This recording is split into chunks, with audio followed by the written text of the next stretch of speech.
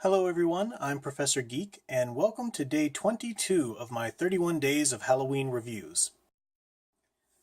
Today we return again to the werewolf story. As you can see in front of you, I have my werewolf paraphernalia out once more.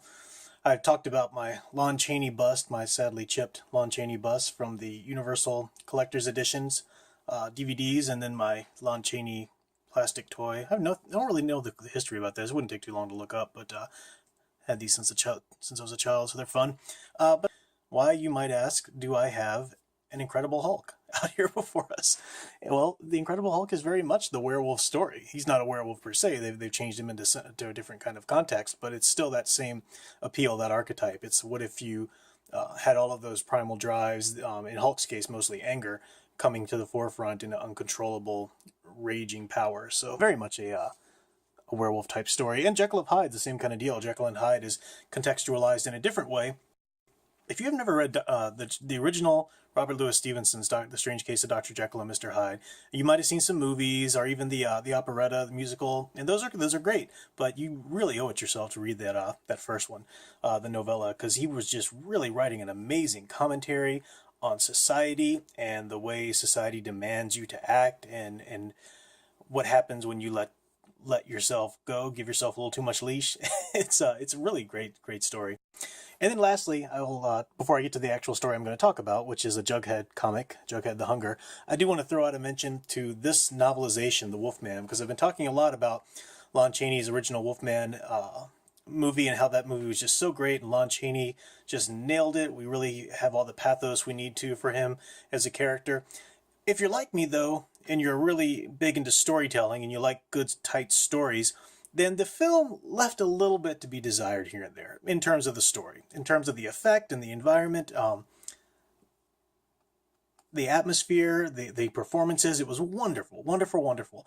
But I remember reading or hearing that there was an original script written, which was a little more leaning towards a tighter story. Lawrence Talbot wasn't necessarily the son returning to England. He was a mechanic come to fix the guy's telescope, and just a lot of cool stuff was in that script. So the movie left some things to be desired.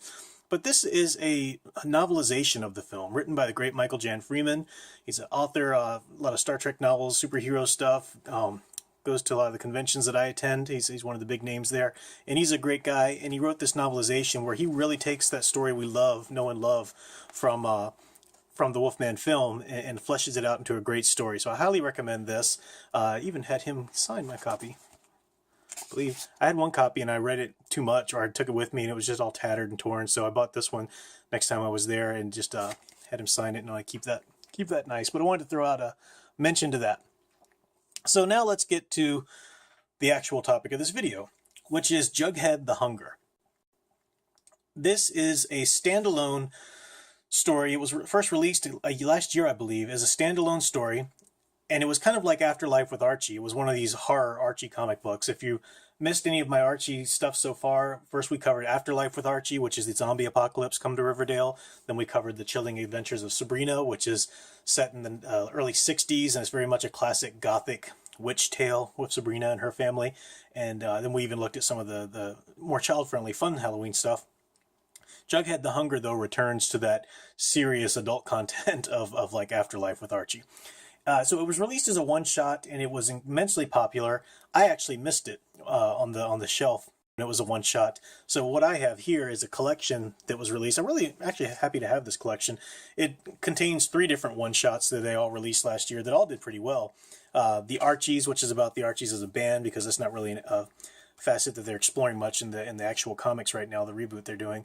Then one where Moose gets to star in it, with Moose and Midge, and then there's Jughead the Hunger.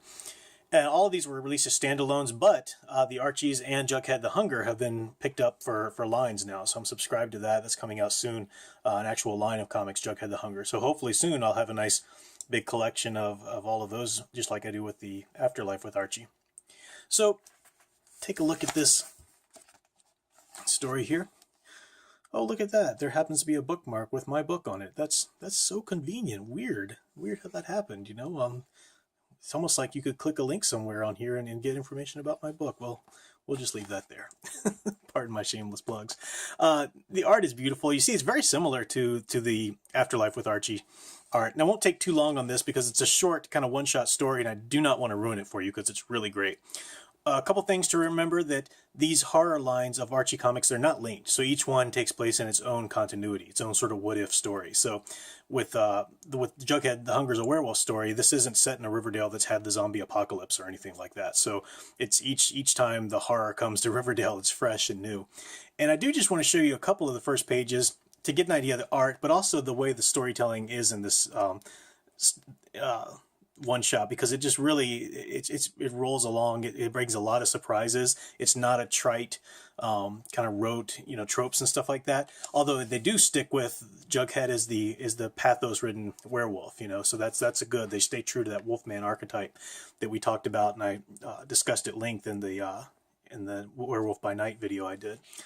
So it opens with Miss Grundy running down the street of Riverdale there, and that she references the Riverdale Ripper. So apparently there's been a string of murders that you find out, and she just realized who the murderer is. She's running from the murderer, and she doesn't tell us who. Of course, if you know the comic, you kind of know, but very gruesome, as you can see. Beheaded Miss Grundy there. So again, this is not the Archie's Weird Mysteries. This is not child-friendly stuff. But what I love about it, look at that color too. Everything's subdued and blue for night, but then that red, just boom, that panel just pops right off. It reminds me of some of the great horror comics back in the day.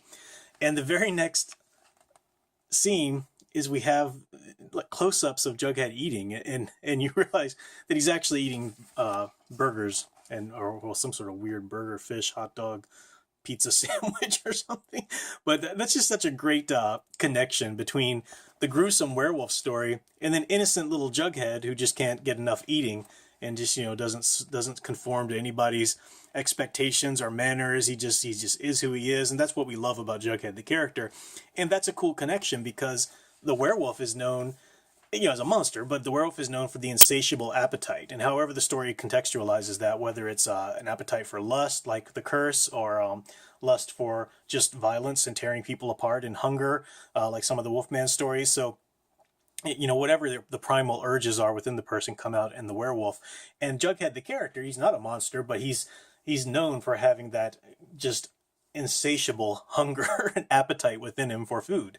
And he one of the lovable things about him is how he just will sate his appetite at any chance he gets, So that's a cool connection to make of a character like really adds to the story. It is a great, again, I don't want to show you too much, but I just want to, some of the great art and everything. And it ends with a great cliffhanger, a really good, look at some of the werewolf art there. So nice Wolfman.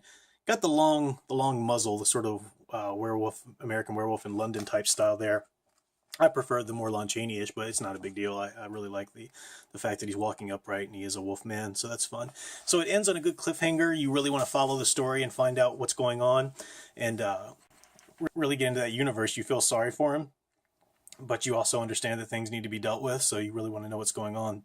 So I'm excited that the story's continuing.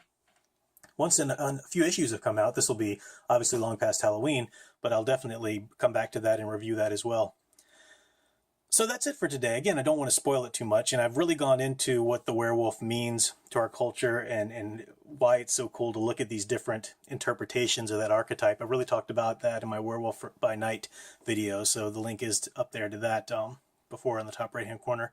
And that's all for today. Do check the link to the giveaway video.